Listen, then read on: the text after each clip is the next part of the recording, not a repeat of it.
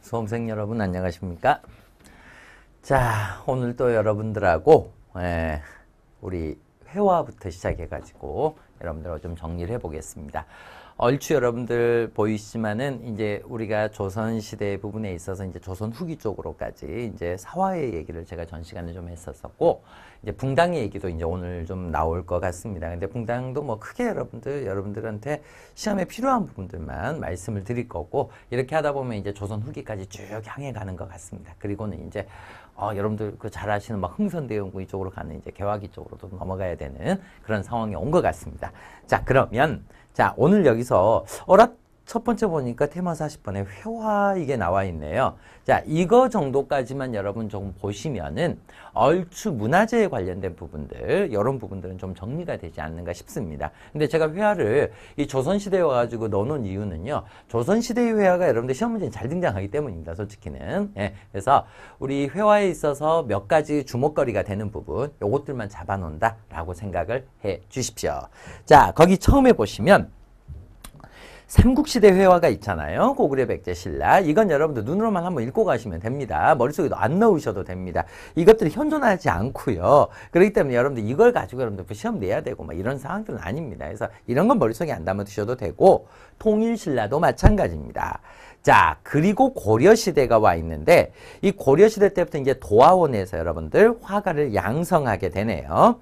자, 그러다가 후기 여러분들 하나만 보시죠. 자, 후기에 되니까는 드디어 이제 어떤 모습들, 사군자 중심의 문인화가 유행하게 되더라. 예, 그러니까 지배계층의 특유의 여러분들 화법을 통한 문인화들이 유행하게 되더라. 이런 것들만 여러분들 잡아두시면 되고, 여러분 저번에 저거 보시죠. 공민왕의 천산대렵도, 그쵸? 요 작품만 좀 잡아두시면 되겠습니다. 그리고 또 한 가지 대표적인 모습은 뭡니까? 불화가 유행하는 게 고려의 모습이다. 예, 이 정도. 그 여러분들 작품들이 있습니다. 자, 수월관음보살도라든지 양류관음도. 예, 이런 모습들이 여러분들 어떤 건지 아시겠죠? 막 약사보살 뭐 이렇게 하게 되면 어때요? 아, 이런 거 그림 딱 놔두고 나서 나 아픈데 좀 도와주세요. 막 이렇게 가는 것들. 그리고는 여러분이 잊지 마셔야 될 것은 공민왕의 천산대렵도가 있다. 이 정도가 되겠고, 이제 중요한 포인트는 조선 전기와 조선 후기입니다. 예.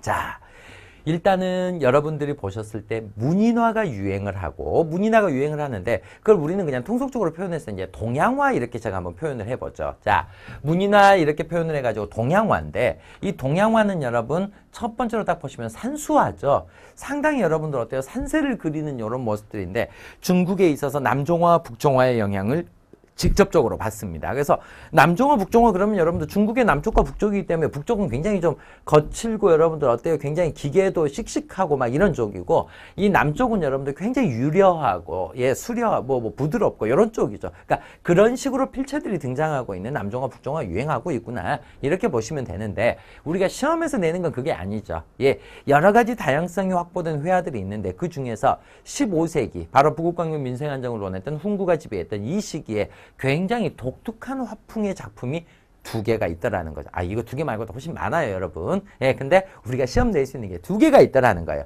그 두 개만 여러분은 기억하는 겁니다. 자, 먼저 작품을 보십시오. 바로 뭡니까? 바로 안견의 몽유도원도가 있고, 강희안의 고사관수도입니다. 예, 강희안은 여러분들 양반이고, 이 안견이라는 친구는 여러분들 도화원 출신이죠. 그죠?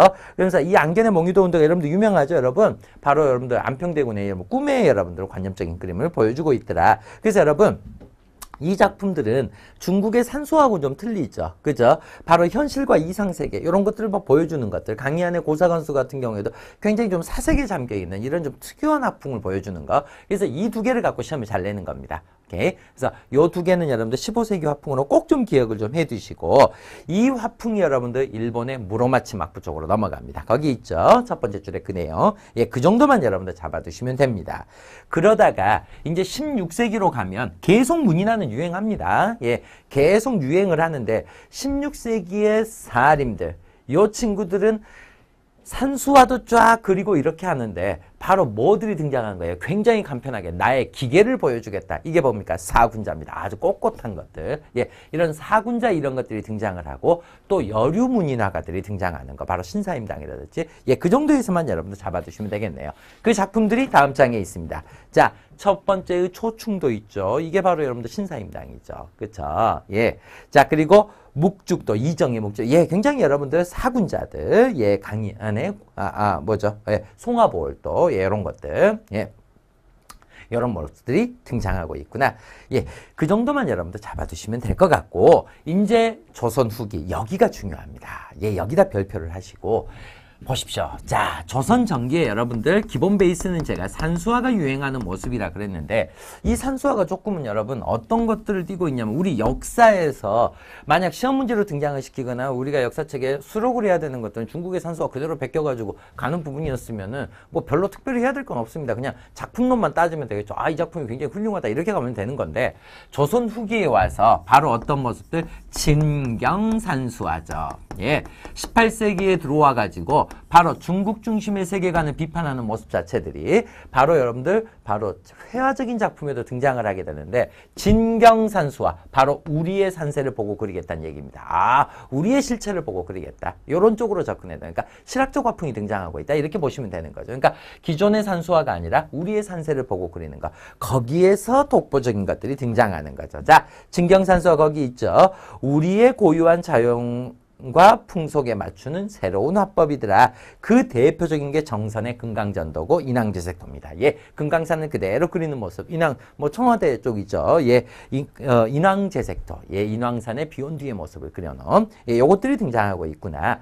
그리고 이제 18세기 후반이 되잖아요. 그러면 이제 제가 역사의 커튼을 열고 나오는 또 이제 천재 화가들이 등장을 합니다. 바로 누굽니까? 김홍도, 신윤복. 아, 막 이런 친구들. 풍속화가 막 유행하는 모습. 자, 밑에 그림에서 보십시오. 바로 김홍도, 신윤복. 와, 신윤복. 야, 신윤복의 작품만 갖고 여러분들 막 한 5시간씩 얘기해도 여러분들 이거 뭐 끊임없이 갈 수 있는 얘기 중에 하나죠. 굉장히 여러분들 작품 내부에서 여러분들 해석할 수 있는 부분들이 굉장히 많은 부분들이 많이 있는데 우리는 여러분 여기서 어때요? 조선 후기 18세기 후반에 풍속화 유행. 오케이. 자, 그런데 조선 후기에 풍속화만 유행을 하느냐? 그게 아니죠. 그 밑에 다섯 번째, 여섯 번째 보죠. 울릉도 까치와 호랑이. 이거 뭡니까? 민화죠. 이제 사람들이 어때요? 시장에다 갖다 내놓고 파는 여러분 아주 여러분들 그 뭐 서민적인 여러분들 민화들이 등장하고 있더라고요. 근데 민화들 작품 굉장히 좀 훌륭한 작품도 굉장히 많이 있거든요. 예. 근데 참 그 회화적인 가치는 그 보편적 가치를 좀 벗어나는 것 같아요. 예. 그래서 이런 여러분들 뭐 딱 보시면 여러분들 그림 자체는 그냥 뭐 예전 시대 뭐 이러죠. 뭐 이발소 그림이다라고 표현한. 근데 이발소 그림은 아닙니다. 작품도 굉장히 좀 출중한 작품들도 있습니다. 예. 자, 민화가 유행하는 모습. 그리고는 그 옆에 7번째 보시면 영통골 입구도라고 있죠. 이거 별표 좀 하십시오. 자, 이 강서양의 영통골 입구도는 드디어 서양화법이 여러분들 기법이 들어옵니다. 바로 입체적이고, 그쵸? 원근법, 예, 명암법, 이런 것들이 등장하고 있는 모습. 이게 영통골 입구도입니다. 예, 요거 잡아두시고, 그러다가 19세기 가면 여러분, 시대를 여러분들 읽어가십시다. 19세기의 세도정치기죠. 자, 세도정치기에 다시 여러분들 복고풍이 등장하는 겁니다. 다시 기존에 있었던 바로 문인화 계열들. 이런 것들이 등장하는 거죠. 그러면서 굉장히 사군자적인 느낌도 드는 굉장히 꼿꼿한 여러분들 선비의 절개 막 이런 걸 보여주는 이런 것들이 등장하는데 그 대표적인 게 누구예요? 김정희의 세안도입니다. 예, 요 작품 여러분들 굉장히 비쌉니다. 이게 만약 경매에 나온다면 정말 비쌀 작품이 됩니다. 그러면 김정희라는 이 사람 작품이 왜 이렇게 비쌉니까? 라고 표현한다면요. 김정희는 추사체 글씨로 훨씬 유명한 사람이죠. 근데 글씨로는 워낙 많기 때문에 그렇게 뭐 가격이 막 우리가 막 입이 벌어질 만큼 이렇게 비싸지는 않습니다. 그런데 여러분 김정희의 작품들, 회화 작품들이 몇 점이 없거든요. 그러니까 이게 비싼 거죠. 그러니까 우리가 문화재라고 부르는 것은요. 제가 뭐 가치를 평가하기는 좀 그렇습니다만은 단순합니다. 경제적 논리로 따지면 뭡니까? 희소성입니다. 예. 없으면 비쌉니다. 무조건적으로. 그러니까 여러분들 무슨 막 집에가 무슨 막 뭐죠? 17세기 숙종 때의 여러분들 진품인 상평통보가 있는데 이거 얼마나 할까? 이거 굉장히 오래된 진품인데 안 비쌉니다, 여러분. 예, 하나도 안 비쌉니다, 여러분. 예, 워낙 많습니다. 그러니까 어느 시대가 되든 어떤 것이 되느냐 이런 걸 다 떠나가지고 진품이냐 뭐 물론 진품이냐 아니냐에 따라서는 다르긴 하겠습니다만은 어찌됐든 진품이라고 하더라도 그것이 희소성을 받쳐내지 못한다면은 가격 자체는 그렇게 비싼 것들은 아닙니다. 솔직히는. 자, 김정희란 친구는 중요한 친구입니다. 이 김정희란 친구는 어때요? 바로 이 세안도란 작품도 잡아두셔. 얘가 단독으로 인물로 잘 나오는 친구이기 때문에 세안도란 작품도 잡아둬야 되고 추사체로서 유명했던 사람을 잡아둬야 되고 또 한 가지가 있죠. 바로 뭐예요? 진흥왕. 어이구, 우리 고대 쪽으로 가보죠. 진흥왕이 여러분들 어때요? 북한산에 있는 북한산 순수비. 그쵸? 예, 요것을 여러분들 진흥왕 순수비라는 걸로 해독을 해낸 금석과 안록. 예, 그래서 금석학의 대가라고 부르는 김정희입니다. 이 세안도 같은 경우는 이제 제주도로 유배를 갔었을 때, 예, 거기서 그렸던 그림이죠. 근데 김정희 집안도 굉장하죠. 거기도 족보책을 딱 열면 우리가 헉헉할 정도로 여러분들 위에서부터 쫙 하면 막 영의정, 좌의정, 뭐 할아버지 어떻고 이렇게 내려오는 여러분들 파격적인 또 집안이기도 하네요. 자. 간단하게 여러분들 보셨으니까 우리 두 문제만 여러분들 간단하게 한번 보실까? 이런 식으로 등장합니다. 자, 조선시대 회화입니다. 자, 이 시기에 지식인 사이의 사실주의적 학문 경향은 실학과 진경이라는 풍교를 만들어내고 있다. 진경산수와 찾으란 얘기입니다. 여러분 진경산수 어디 있습니까? 예? 4번에 있죠. 예, 뭐 찾는 겁니다. 예, 1번은 조충도고 2번은 고사관수도고 근데 여러분 3번에 여러분들 이건 뭡니까? 아, 이건 여러분들 고구려 고분벽화입니다. 그쵸? 예, 고구려 고분벽화. 예, 수렵도라고 부르는 거죠. 자, 2번은, 자, 서민들의 민화가 유행했던 시기의 문화연상 그랬습니다. 이게 가장 보편적인 형태의 문제 아닌가 싶습니다. 자, 악이 체계적인 궁중음악. 이건 조선 전기. 그죠? 조맹부의 송설체가 새로 도입됐다. 고려 후기. 그죠? 근데 여러분 쉽죠? 판소리 탈춤. 예. 그러니까 답을 찾기가 어렵지 않다라는 거예요. 예, 요즘에 시험 문제 자체가. 그죠? 그러니까 한국사 능력검정 시험이 쉬워졌다 이 표현 자체는 우리가 보셨을 때 한국사 능력검정 시험이 주고 있는 그 어떨까요? 기본적인 격조가 있어요. 격조가 있고 문제도 굉장히 좀 자유스럽게 어떤 부분도 등장을 시키는 부분에 있어서도 상당히 격조는 가지고 있거든요. 그래서 어떤 문장들을 보면 이건 한참 굉장히 깊은 수준을 갖고 있는 문장이다. 이렇게 갈 수는 있습니다. 그런데 문제는 뭐더라? 지금 쉬워지고 있다는 얘기는 어떤 거예요? 답을 찾는 데 있어서는 지장이 없다라는 겁니다. 그것을 답으로 그 격조 있는 문장을 예, 깊이를 갖고 있는 문장을 답으로 요구하는 게 아니고 우리가 여러분들 지금 저하고 쭉 해오고 있는 이 문장들 속에서 답은 요구하고 있다. 이렇게 여러분들 바라보시면 됩니다. 자, 분청사기 여러분 어떻습니까? 바로 14세기 원간석기부터 15세기까지 안 되겠죠. 신사임당 이런 친구들이 노는 것도 16세기 얘기니까 안 되겠죠. 그렇죠? 예, 답은 3번입니다. 자, 여러분. 자, 조선 정기를 이제 얼추 좀 정리해 봅니다. 예. 조선 정리를 정리하면서 이제 여러분들 여기 문화재들이 쫙 나와 있죠. 제가 안 본 것들만 간단하게 언급하고 간다 그랬습니다. 자, 조선 초기 15세기. 자, 뭐 숭례문 이런 것들이 있고 저는 전상열차 다 봤네요. 자, 저는 8번째는 호패. 예. 호패가 여러분들 16세 이상의 정남한테 채우면서 태종 때 실시했던 게 이 호패법입니다. 근데 여러분 제가 말씀드리지만 이 호패는 이거 노비 채우나요? 안 채우나요? 호패? 예. 여러분 노비 호패 채웁니다. 그러니까 우리가 호패에 대한 근본적인 인식을 바꾸셔야 됩니다. 이거 호패가 뭐 양반들 간지내려고 차고 이런 것들 아닙니다. 국가에서 노비한테까지 이걸 채우면서 뭐 하겠다는 겁니까? 반대로 얘기하면 노비가 도망가 버리면 이거 찾아와야 될 거 아닙니까? 그렇죠. 그러니까 뭐예요? 그들에 대한 어때요? 이 나라의 지배하고 있는 이 지배계층에 대한 속박 구조로서 만드는 것이 호패구나. 이렇게 생각하셔야 됩니다. 그래서 16세 이상의 정남한테 물론 여자한테는 안 채웁니다. 예. 정남한테 채우는. 그러니까 여러분 그걸 반대로 하면 우리가 노비 있잖아요. 제가 노비 이런 부분에서 굉장히 여러분한테 좀 자유스러워지시라고 제가 말씀을 드렸죠. 노비가 여러분들 반대로 생각해 볼까요? 우리 전 시간에도 봤지만 노비가 여러분 향약에도 가입 안 한다라고 칩시다. 노비는 호패도 안 찬다라고 칩시다. 노비는 어때요? 군대도 안 가고 뭐 이런다라고 칩시다. 그렇다면 여러분 저는 조선시대 같으면 전 노비 할래요. 이런 자유민이 어디 있습니까? 여러분들 세상에. 야, 향약에도 안 해도 되고 민증도 없어도 되고 군대도 안 가도 되고 저 그럼 노비하죠. 예. 저 왜 다른 걸 합니까? 뭐 좀 마당새야 뭐 이런 소리 들으니까 좀 자괴감이 있을 수는 있겠습니다만 이렇게 편한데요. 그죠? 뭐 합니까? 이거 다 시킵니다. 예. 바로 소고군에 소고군에도 가입시키기도 하고 잡색군에도 끌어 넣어 놓고 그죠? 노동력으로서 향약으로 속박시키는 거고 그 다음에 어때요? 도망가지 못하도록 호패 채우는 거고 예. 그러니까 노비라는 것 자체가 매매나 상속이 가능한 사람이 아닌 것도 같지만 반대급부는 어때요? 가장 큰 노동력으로서 나라에서 속박하는 구조다. 이렇게 보셔야겠죠. 그죠?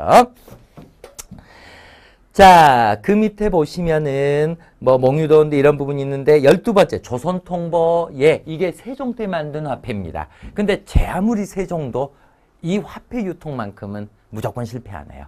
예, 화폐는 어찌됐든 신용의 개념이기 때문에 바로 시장이 형성되거나 이 신용에 대한 모든 사람의 동의가 얻어지지 않는다 그러면 이건 여러분들 성공하기가 힘든 거죠. 이게 조선 후기에 와서 이제 상평통보가 활발하게 활동하는 쪽으로 가겠죠. 자, 그 두 번째 조선 중기 16세기 같은 여러분 다 보셨습니다. 뭐 서원이 유행을 하고 백자, 순백자, 명품 백자가 유행하는 그 시점이구나 라고 정리. 자, 이제 조선 후기 쪽인데요. 여러분 뭐 조선 전기, 조선 후기 크게 구분하시면서 가실 필요는 없습니다.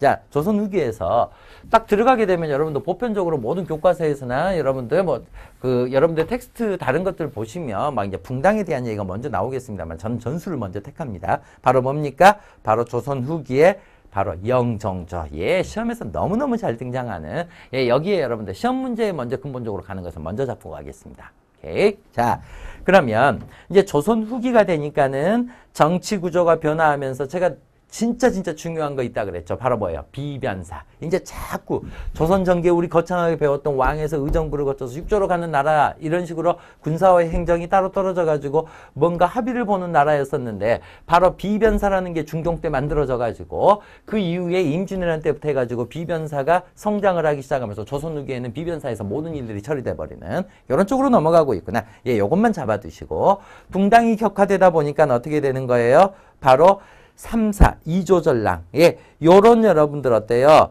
자리들이 바로 굉장히 중요한 자리인데 자당의 이익만을 대변하는 쪽으로 가고 있구나. 예, 요런 식으로만 정리.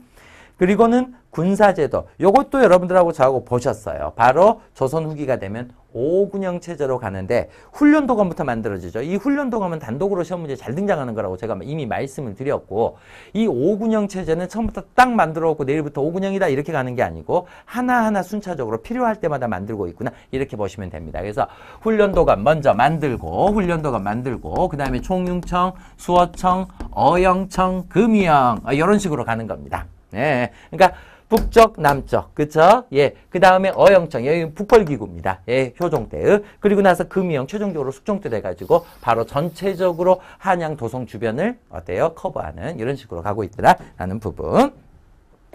자, 그리고 나서는 우리는 이제 시험으로 갑니다. 바로 뭐예요? 영종조입니다. 영종조는 무조건 여러분들 세 번째는 영종조의 업적이 있죠. 여기는 무조건 별표하십시오. 여기는 돌아가면서 그냥 한 문제씩 나온다고 생각하시면 됩니다. 여기는 그냥 무조건 잡아야 되는 곳입니다. 예, 여기는 제가 접어두셨다가 시험 보기 전날 또 여러분들 한번 꺼내볼 만한, 어차피 나올 거니까, 예, 그렇게 생각하시면 될 것 같네요.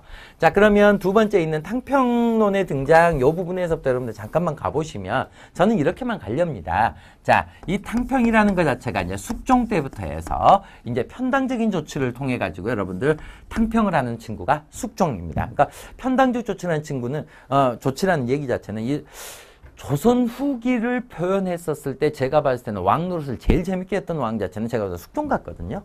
예, 영종조보다는요. 예. 왜?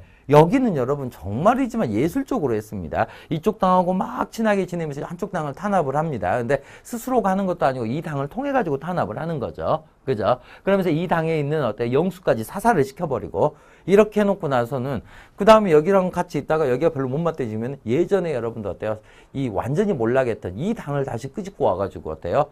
이제 막 얘기하는 거죠. 야, 니네 예전에 막 너무 많이 당했었지? 쟤들 한번 다시 한번 정리할래? 그러니까 얘들 막 이제 부들부들 떨고 나가야겠죠. 그렇죠. 뭐 이런 식으로 여러분들 정치를 해가다 보니까 상대적으로 왕권은 굉장히 강해지는 모습 쪽으로 가는 거죠. 예. 그래서 이 숙종의 모습을, 그런데 우리는 정상적인 탕평이라고 표현할 수는 없죠. 예. 정치라는 구조 속에서 등장을 한 거니까. 그래서 여러분들 편당적 조치다. 이렇게 일시적인 탕평이다. 이렇게 표현을 했고, 이제 그 다음에 가가지고 영종조죠. 예. 자, 영종조에서는 제가 여러분한테 말씀드리고 싶은 부분은 이거예요. 영조, 정조의 여러분들이 업적을 잡아야 되는데 이 업적을 잡는 데 있어서 이 탕평의 모습들이 다 묻어있는 업적으로 등장하더라. 이렇게 생각을 해 주시라는 겁니다. 그게 어떤 얘기냐면 이 영조가 표현했던 탕평이 완론탕평이고 이 정조의 표현이 준론탕평이에요. 뭐 이걸 기억하라는 얘기는 아닙니다. 예, 요걸 기억하시라는 얘기는 아닌 거고. 그럼 영조가 보여주는 탕평의 모습은 어떤 거였냐? 정조하고 근본 베이스가 완전 다릅니다. 그러니까 영조는 그 제가 한마디로 표현하면 눈 감고 미친 척 하는 겁니다. 왜? 자, 이 붕당이 굉장히 격화되니까 노론, 소론, 남이 막 쏟아지게 많이 있는 친구들이 있어요. 이들은 같이 밥도 안 먹고 같이 결혼도 안 합니다, 여러분. 예, 완전히 여러분들 길도 따로 가고 막 이런 모습의 지금 시대라는 거죠. 여기에서 영조가 펼친 탕평은 뭘 얘기를 했냐면 바로 그들에 대해서 눈 감고 여러분들 어때요? 인정 안 하겠다는 거예요. 뻔히 노론, 소론이 여기 있는데 이들에 대해서 나 노론 몰라, 나 소론 몰라 이 개념입니다. 기본적으로. 그래서 뭘 얘기를 했냐면 영조가 내가 정당 하나 만든다는 거예요. 탕평파라는 정당 하나 만들 테니까 니네 뭐 하라는 거예요? 아무런 색깔 안 보일 친구만 들어와서 나하고 정치하자라는 겁니다. 그러니까 노론 소론이 뻔히 있는데 니네 옷 벗고 어때요? 그냥 나하고 정치할 사람만 들어와서 정치하자. 이런 식의 정치를 펼치는 게 영조입니다. 오케이. 자, 그런데 여기서 이제 확연히 등장하는 것이 정조예요. 정조는 처음부터 여러분들 딱 얘기를 합니다. 자, 사도세자의 아들로 태어나가지고 여러분들 역경을 겪다가 겨우 왕위에 올라갔던 친구네요. 자, 이 정조가 왕위에 딱 올라가서 얘기를 꺼내는 카드가 이겁니다. 나는 너가 노론인지 안다라는 거예요. 너가 소론인지 안다라는 거죠. 너가 남인인지 난 알고 있다라는 겁니다. 그러니까 이건 지금 현실에 대해서 현실론을 얘기하는 거죠. 그러니까 나는 당신에 대해서 알고 있는데 그럼 어떻게 그러면 탕평을 할 거냐. 당신의 노론, 당신들의 이 의견을 나한테 제시를 했는데 그 의견이 굉장히 합리적이고 논리적이고 맞다면 난 들어주겠다라는 겁니다. 오케이? 그럼 이건 정조가 얘기하는 건 뭐예요? 내가 정확하게 시시비비를 가리겠다는 겁니다. 야, 이거네요. 그죠? 그러니까 노론, 소론 이거 인정할 테니까 너희들이 얘기한 얘기가 정당하면 난 들어주겠다는 겁니다. 그러면 정조의 이제 여러분들 우리가 생각해야 될 부분은 어떤 게 하나가 있냐면 정조라는 사람이 시시비비를 가려야 되기 때문에 정조라는 친구 자체가 굉장히 어때요? 똑똑해야 되겠죠. 그래서 여러분들 정조가 항상 꺼내야 되는 카드가 초월적 군주입니다. 예. 자신이 여러분들 군주로서의 최상위의 여러분들 군주다. 이런 식으로 여러분들 자꾸 엮어가는 거죠. 그죠? 그래서 나의 판단 자체가 절대로 거슬리지 않는 쪽으로 갈 수 있다. 이렇게 여러분들 접근하는 거. 예, 이런 쪽에서 여러분들 업적을 잡아주시면 될 것 같습니다. 그러면 제가 지금 여기서 말씀드린 느낌을 잡으시면서 그 다음에 여러분들 어때요? 이 왕들의 업적이 어떻게 하고 있느냐 이렇게 잡아가시면 훨씬 더 좀 편하게 갈 수 있겠네요. 자, 2번의 내용이 거기 들어있고 자, 3번의 영종조의 업적 거기 꼭 잡으셔야 됩니다. 자, 영조가 어때요? 초창기에 왕이 처음에 됐었을 때는 바로 경종을 죽이고 왕이 됐다 이런 여러분들 그 많은 소문거리에 쌓여 있죠. 그러다 보니까는 이 소론 이런 친구들이 영조를 왕으로도 인정을 안 합니다. 그래서 뭐 시중에 여러분들 그 유명한 책이 한 권 있지만은 여러분 어때요? 차라리 나를 죽여라 뭐 이런 식의 표현이 나올 수 제가 지금 무슨 얘기를 하는 거냐면요. 자, 왕이라는 사람이 있는데 만약에 왕이 어때요? 의금부에서 왕의 명령에 의해서 국역에 대한 재판을 한다 그러면 어찌됐든지 간에 저나 저를 죽여주십시오. 뭐 차라리 이런 식의 표현이 맞겠죠. 근데 딱 이 시대에 여러분들 이인자의 난이 벌어졌을 때 영조한테 소론이 했던 표현들이 어떤 겁니까? 차라리 나를 죽여라입니다. 여기서 남은 뭡니까?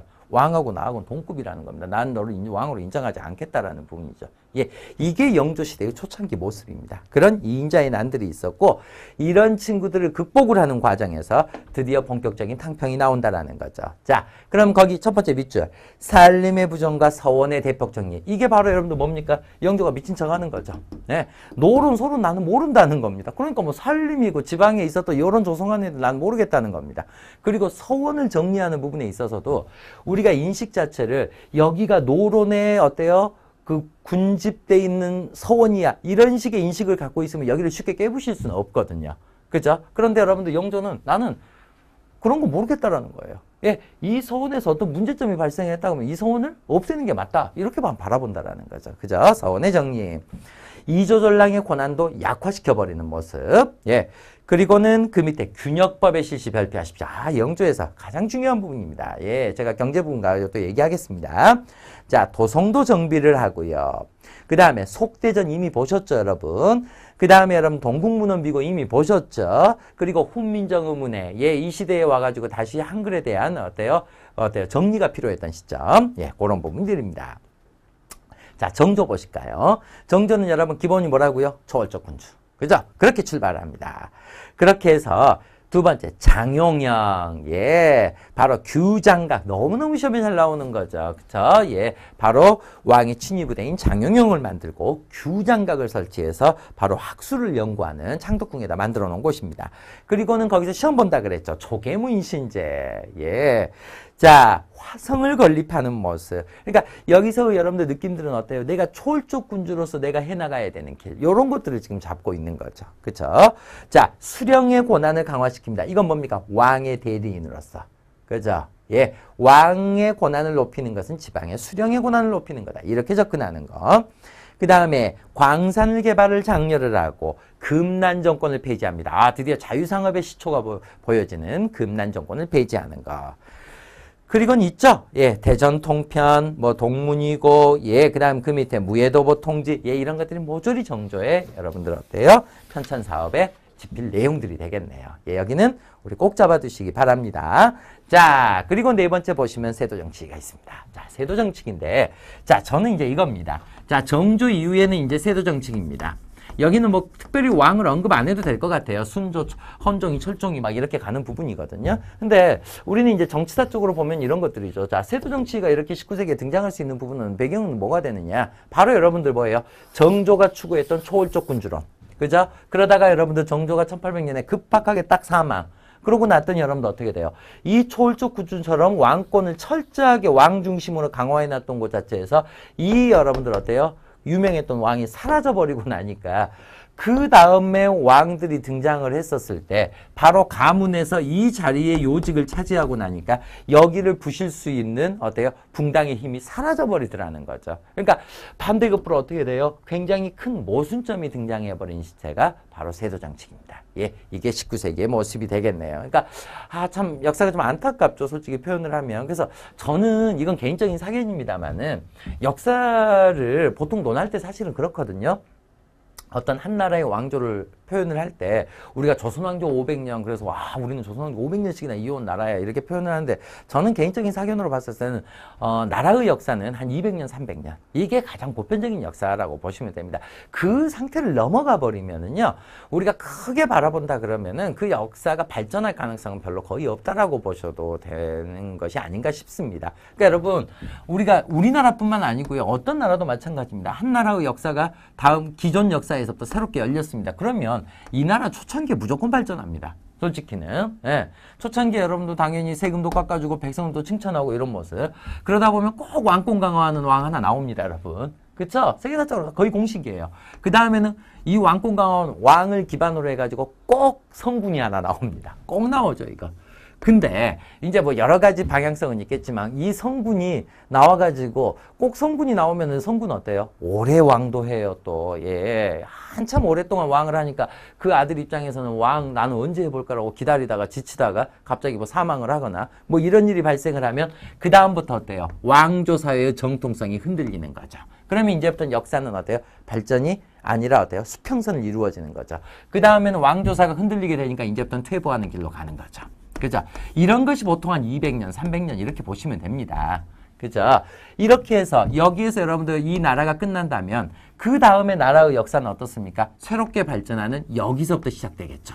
그죠? 이렇게 해서 이렇게 발전을 해서 다시 이렇게 올라가야 되는 이게 역사가 발전해가는 과정인데 우리 같은 경우는 어때요? 여기에서 끝나가야 되는 건데 여기서 임진왜란을 맞았단 말이죠. 그쵸? 자, 임진왜란을 맞고 나니까 이제 계속 내려갑니다. 계속. 내려가다가 영종조 때 다시 한번 올라오려다가 다시 내려가 버리는 이런 모습적으로. 그러니까 이 500년의 역사로 가는 것 자체가 뭐 우리는 조선왕조 500년을 지켜왔네 뭐 이런 게 그렇게 예, 뭐 자랑할 만거리 이런 건 절대 아니다라고 저는 생각을 합니다. 자. 세도정치기는 여러분 시험 낼 것도 말 것도 별 것도 없습니다. 여기는 전혀 없다라고 보셔도 됩니다. 여기에 가서는 사회편에서 시험이 중요합니다. 주목거리는. 자, 몇 줄만 그어보시죠. 특정 가문의 권력 독점 뭘로 한다? 비변사. 예, 이게 중요합니다. 예, 이거 하나. 예, 비변사가 모든 권력을 장악하고 있구나라는 부분. 그리고 지배계층은 오른쪽에 보시면 고증하게 치증합니다. 예, 그래서 뭐 농민이 어떻게 살는지 나는 모른다. 서양으로부터 서서히 문물 들어오니까 갑자기 와 이런 신기한 세상도 있구나 이런 식으로만 바라보려고 했던 모습. 그리고는 매관 매직 뭐 이런 부분들 이런 표현들이 나오면 이제 나라가 여러분들 거의 좀 나라가 망해가는 그 징후들이 나오죠. 막 전염병 돌고 예 이런 부분 막 여러분들 19세기 초반에는 여러분들 한양성 주변에가 여러분들 전염병들이 계속 들끓어가는 과정들이 콜레라 막 이런 것들이 굉장히 많은데 한 해에는 여러분들 어때요? 막 파리떼가 한양성 전체를 막 뒤덮어버리고 막 이런 일도 벌어지는 19세기의 상황입니다. 자, 5번째는 이제 숨고르기입니다. 대외관계의 변화 그랬는데요. 자, 청과의 관계에 있어서는 제가 전 시간에 얼추 말씀을 드렸죠. 바로 뭡니까? 친명배금을 내걸었던 바로 인조반정 이후에 서인 정권에서 바로 초창기에 효종 때 돼가지고 뭐가 나오더라? 북벌론이. 그죠? 그러다가 18세기 됐더니 이제 다시 청이란 나라를 배워야 된다라는 차원에서 바로 북학론이 등장하고 있구나. 이 정도만 여러분들 바라보시고 그 밑에 보시면은 어때요? 바로 백두산 전개비. 예, 백두산 전개비 한 밑줄 그어주십시오. 제가 개화기 쪽 가가지고 간도 독도 문제는 다시 얘기를 할 겁니다. 자, 제가 여기서 꺼내든 것은 뭐냐면은 바로 숙종 때죠. 숙종 때 백두산 전개비구나. 요것만 여러분들 잡아두시면 되겠네요. 여기서 국병 문제에 대해서 여기서 발생하는 거구나. 그리고 일본과의 관계에서 보시면 세 번째 보시면 뭐 있어요? 울릉도 독도에 관련된 거 안용복. 예, 안용복이 2번이나 가가지고 여러분들 항의하고 왔던 다 누구 때더라? 숙종 때더라. 그리고 나서는 제가 간도 독조 문제는 개화기 쪽에 가서 잡도록 하겠습니다. 거기서부터 이제 백두산 전개비에서부터 얘기를 꺼내보도록 하겠습니다. 그래서 여기서는 시대적 시점이 언제냐라는 부분만 잡아두는 쪽으로 접근해 주십시오. 되셨죠? 예. 자, 여러분 이제 다음 장에 넘겨보시면은 이제 두 번째 규장각 여기가 좀 중요하죠, 여러분. 이 규장각은 여러분 창덕궁에 여러분들 후원 쪽에 있는 건데 워낙 여러분들 시험에 잘 나오는 정조 때 만들었던 그리고는 이제 흥선대원군 때 가가지고는 워낙 책들이 많아지고 그러니까 외규장각을 두고 있었죠. 예. 그러고 있다가 거기가 여러분들 뭐 병인양요 때 뭐 약탈당해버리는 요 규장 과정으로 가는 거. 그리고 제일 밑에 비변사 여기도 별표해 두십시오. 워낙 시험에 잘 나오는 거. 예. 자, 그러면 저는 이제 붕당 정치에 대한 얘기가 그 다음에 나와 있는 부분을 잠깐 보게 될 건데, 자, 여기서 여러분들하고 저하고 숨고르기 하십시다. 붕당은 어쩐다고요? 시험 문제가 안 나오진 않습니다. 한 문제 정도가 제시가 되는데, 그렇다고 해가지고 우리가 붕당을 막 목숨 걸고 공부해야 되는 부분이다 라고는 여러분들이 전혀 생각하지 않아도 된다라고 여러분들은 가셔야 됩니다. 그래서 저하고는 두 가지 기능적인 부분만 간단하게 잡겠습니다. 아, 여기 제가 그랬죠. 남들 싸우는 얘기이기 때문에 이 싸우는 얘기 그를 수업으로 이렇게 해놓으면 이게 재밌어요, 솔직히는. 그런데 시험하고는 별로 관계없더라는 거죠. 네, 그래서 우리는 시험에 필요한 것만 딱 짚고 가겠습니다. 그게 어떤 거냐면 첫 번째로는 여러분들 붕당이 전개되는 순서 요것만 잡겠다.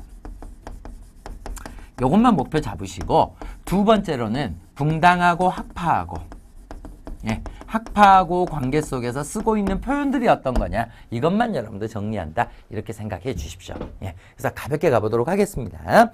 자, 거기 보시면 일단 선조의 캐릭터 잡아보십시오. 자, 사림파가 집권을 했습니다. 자, 사림이 집권을 해가지고 동인과 서인으로 갈라지는데 여러분들 거기 까맣게 돼 있는 여기가 집권층들입니다. 근데 여러분 제가 원하는 건 이 전개 순서 이랬으니까 선조 때 사림이 집권을 해도 동인과 서인으로 갈라지는데 이때는 임진왜란 전인가요 후인가요? 선조 때 임진왜란 이랬는데 여러분들 한참 전 얘기를 하고 있는 겁니다. 그러니까 선조가 집권해갖고 초창기 여러분 극단적으로 여러분 우리 이가 여러분들 10만 양병설 막 이런 거 주장하잖아요. 그런데 위는 임진왜란 때 뭐 하셨답니까? 제 질문 이상한가요? 네. 이황 선생은 임진왜란 때 뭐 하셨대요? 의주로 피난 가셨나요? 네. 여러분 그보다 임진왜란 있게 한 20년 전에 다 사망하십니다, 여러분. 그쵸? 네. 그러니까 우리는 그런 부분들이 아주 너무 당연한 것 같은데 의외로 이가 10만 양병서에서 임진왜란, 이거 아니구나. 이거 자체에 대한 근본적인 인식 자체가 좀 안 돼 있는 부분들이 되게 많은 것 같더라고요. 그래서 이 선조 때 하면은 우리는 항상 임진왜란 막 이런 거 생각하는데 이 사림이 집권에서 동인 서인이 이렇게 갈라지는 과정에서는 임진왜란 이전에 이미 갈라져가지고 이런 모습이 등장하고 있구나. 이런 여러분들 시대적인 큰 구분, 이게 중요할 것 같네요. 자, 거기에는 밑에 있습니다. 척신정치 개혁과 이조전랑의 차지 문제. 이 두 가지가 바로 사림이 바로 어떻게 바로 동인과 서인으로 갈라지게 하는 모습을 띠는 거더라. 그래서 제가 여러분한테 원하는 건 딱 이거예요. 동인은 뭐더라? 기성사림. 그리고 서인을 뭐라고 부르더라? 죄송합니다. 동인을 신진사림. 예. 그리고 서인을 기성사림. 예, 이렇게 부른다는 거. 이 캐릭터만 좀 잡아두시면 좋을 것 같네요. 이 서인의 기성사림이라는 얘기는 여기는 정치를 예전부터 해왔던 친구입니다. 바로 뭐예요? 을사사화 때 바로 어때요? 그들과 같이 막 외척 뭐 이런 것들과 같이 연결이 돼가지고 정치를 해왔던 친구. 정치를 해오다 보니까는 그 정치의 관념 속에서 계속해서 이런 정치 유지돼야 돼. 이렇게 가는 친구들이고 이 동인은 선조 때 처음으로 정계에 입문했던 친구들이에요. 그러니까 깔끔한 친구들이죠. 그러니까 기존에 있었던 거 다 없애. 이렇게 출발하는 친구들이라는 거. 예, 그 느낌만 여러분들 잡아두시면 됩니다. 그것이 여러분들 뭘 얘기를 하는 거예요? 바로 척신정치는 없애야 돼. 예, 동인들의 생각. 그죠? 이조전랑의 직책에 대해서 누가 가질 거냐? 이거에 대해서 싸우는 과정에서 동인과 서인으로 갈라지더라. 이것만 정리. 그리고 광해군이 딱 집권을 했었을 때는 최고 집권이 누구예요? 북인이죠. 예, 그럼 이 북인은 어디서 갈라지는 거냐? 바로 지배계층이었던 여당이죠. 예, 북인, 남인 이런 식으로 갈라지더라는 거죠. 예. 굉장히 강경책을 펼치는 사람이 북인이고 그 다음에 그나마 온건책을 펼쳤던 게 남인입니다. 오케이? 그러면 이것은 정열인 모반 사건을 계기로 하게 되는데 여기에서 이제 엄청나게 피해를 받았던 이 동인들 내에서 이 북인들이 나중에 이제 역전이 되고 나니까 이 서인들 다 정리해야 된다. 이런 차원에서 벌어지는 과정이더라. 이렇게만. 저 지금 말 아끼고 있습니다. 예. 여기 얘기 들어가게 되면 이제 한없이 들어가야 되는 꼴이 되기 때문에 이 정도 구분만. 시험에서는 절대적으로 이 정도 퀄리티를 원하지 않습니다. 그래서 여러분 간단하게만. 자, 그리고는 인조반정. 오케이. 누구와 누구와 동의? 바로 남인과 서인의 합작품인 인조반정이 나오는 거죠. 자, 여기서는 이제 공동정권입니다. 물론 서인정권이라고 보시면 됩니다. 예, 서인이 이끌어가는 과정에서 바로 누구 때입니까? 효종을 거쳐서 현종이 때죠. 자, 여기 월추 원인만 잡아볼까요? 이 현종이라는 친구가 효종의 두 번째 아들입니다. 두 번째 아들이 왕이 되고 났더니 바로 여기에서 터지게 되는 것이 뭐예요? 바로 예송 논쟁이 터지게 되는 거죠. 이건 정말 지리한 여러분들 예법 싸움입니다. 예, 기예송, 가빈예송 해가지고 왕이 죽었을 때 몇 년 옷을 입을 거냐 갖고 얘기를 꺼내는 건데 저는 그거보다는 여러분들 한번 생각을 해보십시오. 어떤 분이냐면 이 예법 논쟁을 한다는 것 자체가 바로 임진왜란 외란을 통해 가지고 백성들이 지금 이 나라를 바라보는 시각이 뭔지가 보이시죠? 도대체 얘네들이 하는 짓이 뭐냐라는 거죠. 백성들 힘들게 하고 전쟁만 맞았고 이런 거죠. 그죠? 그러니까 이들은 뭐가 되는 거예요? 이제 내부에서 그냥 명분론만 쌓는 얘기를 하는 거죠. 이제 백성하고 좀 유린되는 얘기가 되는 거죠. 예, 자기들 자신의 아이덴티티만 찾겠다는 얘기가 되는 거네요. 자, 이게 예송 논쟁이 돼서 기예송과 가빈예송이 있구나. 이거 두 개만 구분하시는 건데 이 예송 논쟁이 붙게 되는 과정에 있어서는 이 현종이라는 친구가 어때요? 두 번째 아들. 그러니까 장자가 아니라는 얘기가 돼버리는 거죠. 근데 우리 역사에서 장자가 아닌 왕들이 얼마나 많이 있습니까? 그러니까 여기서 벌이고 있는 이것은 굉장히 백성과 유린된 관념적인 자기들만의 얘기를 꺼내고 있구나. 이렇게 보시면 되겠네요. 자, 거기서 현종 때의 예송 논쟁이 있다라는 부분. 그러다가 숙종 때 됐더니 이제는 살벌해집니다. 예, 숙종 때 되면 이제부터는 환국입니다. 자, 경신왕국, 기사왕국, 갑술왕국 이 세 가지 환국이 벌어지는데 여기서는 이제 생존 본능의 싸움입니다. 자, 그러면 제가 여기서 한번 이렇게 한번 가볼까요? 자, 우리가 사림들이 동인과 서인 이렇게 나뉘었을 때는 서로 같이 여러분들 어때요? 붕당에 대해서 서로 인정하는 거죠. 예. 자, 붕당에 대해서 서로 정당하게 인정하면서 어이구 당신의 얘기는 그렇습니까? 당신의 얘기는 이렇습니까? 이런 상호 교차적인 이런 모습을 띠는 것이 이때의 모습이라면 이제 예송 논쟁 때가 되잖아요. 그러면 이제부터 서서히 붕당의 모습이 좀 달라지죠. 자, 이쪽 붕당은 저 그냥 이렇게 표현할까요? 예. 우리는 대인배야. 너희들은 소인들이야. 이런 얘기들이에요. 너희 어찌 예법에 대해서 이런 그 유치한 생각을 할 수 있어. 이러면서 이제 서서히 갈라지는 모습이 나오겠죠. 그죠? 그러다가 환국이죠. 여기서부터는 이제 뭡니까? 서로 공존하지 않게 됩니다. 뭐가 남는 거예요? 전 그냥 이렇게 표현할게요. 자, 바로 뭐예요? 우리는 충신이야예요. 이 나라의 충신입니다. 너희들은 뭐예요? 역적이에요. 자, 이게 환국입니다. 한쪽을 완전히 역적으로 내몰아 버리는 겁니다. 살벌한 거죠. 그러니까 우리 정당론을 펼쳤었을 때 우리 정당들에서도 이렇게 어때요? 동등하게 가다가 한쪽을 막 싸우는 과정으로 가다가 마지막에 가가지고 뭐예요? 역적으로 몰아버리는 이런 쪽으로 가는 거죠. 이게 환국입니다. 예, 이게 숙종 때의 모습이 되겠고 여기에서 이 황국을 거치면서 바로 서인이 어때요? 바로 어떻게? 바로 노론과 소론으로 분리되더라. 예, 이 정도만 여러분들 가시면 되겠네요. 그래서 우리 역사는 서인 노론의 역사 쪽으로 가더라. 이렇게 여러분들 보시면 될 것 같고 이제 여기에서 이제 노론이 어때요? 바로 어떻게? 바로 시파와 벽파로 분리되더라. 예, 이 정도만 여러분 간단하게 제시하고 가도록 하겠습니다. 자, 시험에서는 이거 백날 열심히 공부하는 것보다는요. 아래에 있는 붕단과 학파의 관계를 잘 정리하는 것이 훨씬 더 중요합니다. 예, 인물론으로서 이들이 가고 있는 모습에서 어떤 표현을 쓰느냐. 남인의 색조의 표현은 어떤 거냐. 북인의 색조의 표현은 어떤 거냐. 이게 더 중요할 것 같아요. 자, 그러면 한번 볼까요? 자, 거기 아래 보시면 동인과 서인이 있는데 자, 동인에는 여러분 자, 대표적인 친구들 세 친구들. 서경덕, 예, 조식, 이화. 예, 바로 여러분들 이 친구들이 여러분들 저쪽 경상도 쪽, 예, 가장 대표적인 이 서기는 기호학파라고 부르죠. 여기 영남학파, 여기는 이성혼 이런 친구들이 대표적인 친구들입니다. 그러니까 여기는 여러분들 학파들입니다. 그러니까 여기가 성격은 틀릴 수 있어요. 여러분들 우리가 같은 학교 나왔다고 해서 같은 가치관을 갖는 건 아니잖아요. 그죠? 여기에서 대표적인 친구들 동인의 모습에서는 이런 친구들이 있고 서인 쪽에서는 이와 성원 이 정도가 있구나라고 여러분들 보시면서 이들이 어떤 걸 가졌는가 봅시다. 서경덕은 불교와 노장 사상의 개방적. 전 시간에 우리 문제 풀면서 보셨죠. 굉장히 여기는 현실론을 얘기하는 그러니까 성리학에서 많이 벗어나는 그래서 양명학도 받아들이는데 시조가 되는 게 바로 이제 서경덕 학파 이쪽이라고 보시면 되겠고 조식은 여러분 똑같습니다. 바로 서경덕 조식 이 친구들이 뭐예요? 나중에 북인을 이끄는 바로 광해군 같이 신리외교를 하는 친구들이죠. 근데 이 조식의 후예들이 의병장들이 굉장히 많아요. 그래서 여러분들 제가 문장 학문의 실천성의 강조 밑줄 예, 그 정도. 네. 그리고는 이황은 제가 뭐였습니까? 굉장히 관념적이고 이상주의적인 모습이라 그랬죠. 예, 이들이 바로 어디로 간다? 남인의 계보 쪽으로 가더라. 이런 식이 되겠네요. 자, 그러면 서경덕 조식 묶으셔서 위쪽에 북인 보이시죠? 자, 북인 이쪽이 바로 누구와 연결한다? 광해군과. 그러면 현실론을 얘기했던 친구들. 성리학적 의리명분단에 엮여요? 안 엮여요? 엮이지 않는 친구들. 그쵸? 그런데 이황이 어때요? 남인 쪽으로 가는 거죠. 자, 여기는 뭡니까? 두 번째 줄 있죠. 향촌세에서 학문의 본원적 연구. 야, 학문의 본원적 연구. 이 표현 나오면 어때요? 별로 세상하고 별로 관계없죠. 예, 뭘 하든지 뭐 나는 나의 길로 가는 거니까요. 그쵸? 예. 그러다 보니까 이 남인들이 여러분들 정치에 있어서는 나중에 계속 서인한테 깨지죠. 아, 이상주의적인 생각을 갖고 있으니까. 예, 그럴 수밖에 없는 모습이겠네요.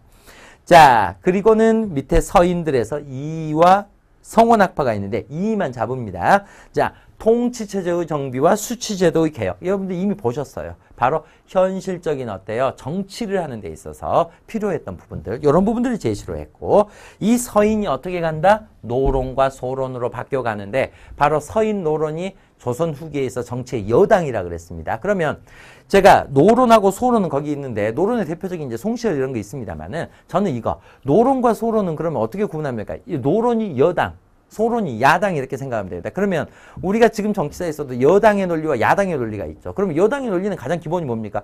백성을 편안하게 해야지, 경제 일으켜야지. 이게 여당의 논리죠. 그죠? 예. 근데 야당은 앞으로도 정권을 잡고 싶으니까 백성들한테 뭔가 새로운 인기를 얻고자 하는 부분, 그래서 뭔가 새롭게 개혁해야 되는 부분, 이런 것들을 제시하게 되는 거죠. 그렇죠? 예. 그래서 여러분 노론 거기 보십시오. 의리명분론을 강화하는데 거기 밑에 보시면은 어때요? 민생의 안정의 강조. 예, 이런 것도 여당이 할 수 있는 얘기가 되겠죠.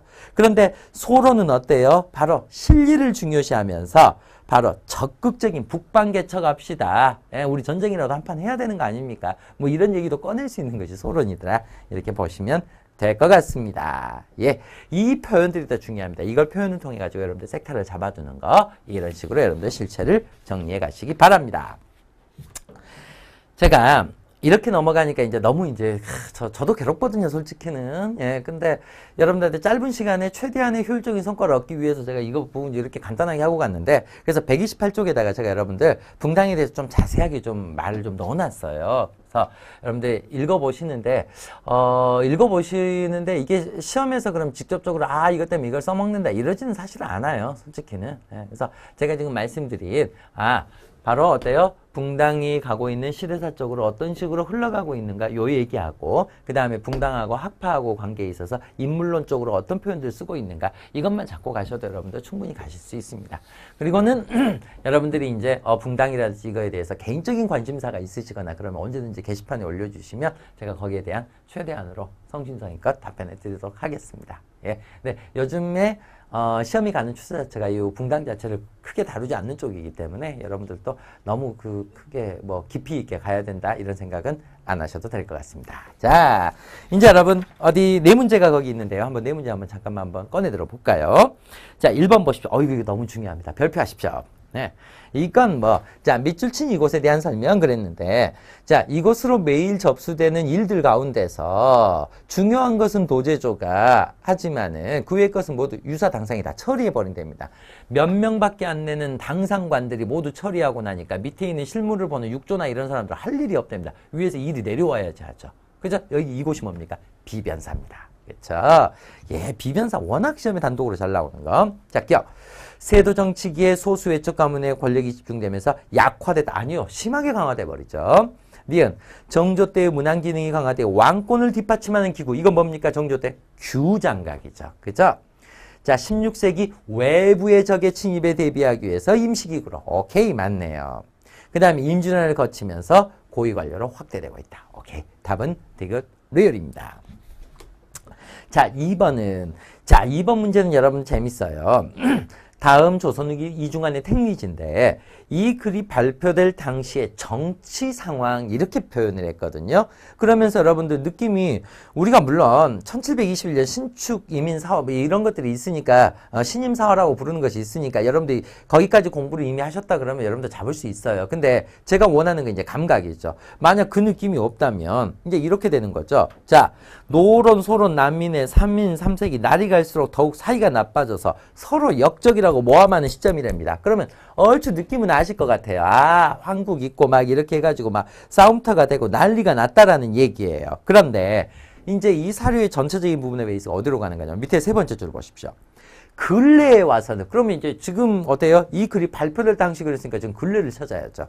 근래에 와서는 이 사대당파들 노론, 소론, 남인 이들이 모두 진출해서 벼슬만 하고 있을 뿐 자신들의 의리나 이런 것은 다 저버리고 있다는 얘기를 꺼내놓고 있습니다. 그러면 지금 뭡니까? 누군가의 탕평이 먹히고 있다는 얘기예요. 예. 노론, 소론, 남인 이런 애들이 지네들끼리 막 싸우고 난리가 나고 막 어때요? 막 역적으로 몰고 이렇게 했었는데 요즘에 와가지고는 얘네들이 그런 거 다 의리고 뭐고 다 필요 없고 그냥 혼자 이 들어가고 정치만 한대요. 누굽니까? 영조죠. 예, 영조의 완론 탕평이 먹히고 있다는 얘기죠. 예. 자, 그러면 이것은 뭐예요? 영조를 물어보는 문제. 자, 1번. 예속 논쟁, 이건 효종 때의, 현종 때의 얘기. 자, 초계문 신제, 정조 때 얘기. 특정 가문, 이렇게 나왔으니까 세도 정치기. 자, 탕평파를 중심으로 전국 운영. 이게 영조죠. 오케이. 답은 4번. 환국이 발생했다. 누구 때? 숙종 때. 예, 이 정도 베이스라고 보시면 됩니다. 예. 자, 그 다음에 세 번째 보실까요? 자, 가에 들어갈 내용 그랬습니다. 오호, 순조 때부터 철종 때까지 삼정의 문란 뭡니까? 세도 정치기. 이건 예. 자, 경연의 정치적 기능이 강화되고 있다. 경연이 강화되고 있다. 그러면 조선 초후의 얘기가 되겠죠. 왕하고 스터디하는 모습이니까.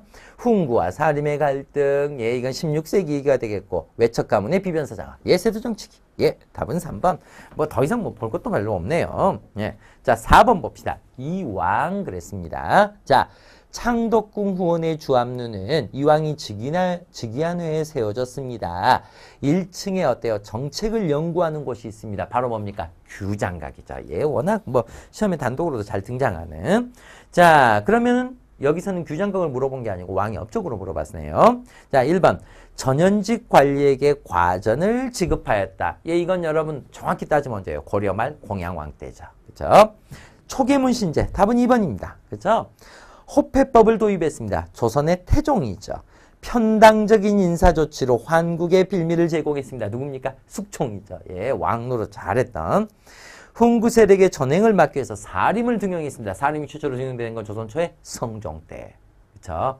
여러분들 이런 식으로 문제 보시면서 느끼는 게 우리가 영종조의 업적 제가 중요하다고 자꾸 말씀을 드리고 했지 않습니까? 근데 영종조만 딱 간다고 해가지고 한 문제가 확연하게 풀어지는 게 아니지 않습니까? 그러면 제가 원래 말씀드렸던 원칙이 뭐였습니까? 역사는 공부 잘하는 방법 딱 두 가지. 역사 공부를 공부 잘하는 방법이라는 표현. 시험을 진정으로 잘 보는 방법은 첫 번째 역사책은 딱 끄집어내잖아요. 처음에 딱 열면은 어찌됐든 끝까지 가는 거. 이게 제일 중요합니다. 끝까지 가야만이 여기에 나와 있는 여러분들 조선 전기의 왕들, 조선 후기의 왕들 이러면서 이렇게 하면서 그 다음에 여러분들 어때요? 그 탄력을 받기 시작을 해요. 공부라는 것 자체가.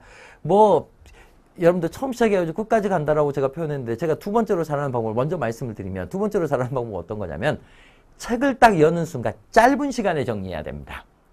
1년 내내를 가지고 이 책을 처음부터 끝까지 간다. 이건 의미가 없어요, 여러분.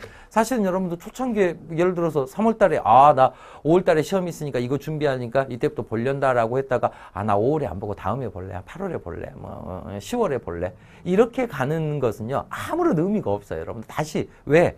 앞부분 여러분들 열심히 공부해 두잖아요. 나중에 책을 딱 열게 되면 이제 고민되는 게 뭐냐면 딱 이렇게 책 열어가지고 내가 저번에 고려시대까지 한 3달 전에 했는데 그럼 나는 이제부터는 고려 다음부터 공부를 해야 돼? 아니면 다시 처음부터 가야 돼? 하면은 대부분이 다시 또 처음부터 가요. 네. 그러다 보면 그 다음 때 되면 또 고려하다 보면 또 가게 되고 그럼 공부에 여러분들 균형미가 안 생겨요, 솔직히는. 그래서 역사책은 열면 끝까지 가는 부분이 첫 번째 중요하고 두 번째로 가장 중요한 부분은 어떤 거예요? 처음 책을 열게 되면 짧은 시간 내에 딱 정리하는 것이 가장 큰 성과였습니다. 그래서 여러분들이 이번 차수의 시험을 봐야겠다라고 생각하시면 딱 목표 지수, 딱 제가 말씀드렸죠. 한 달에서 20일 정도. 이 기간 동안에 끝낼 수 있어요, 충분히.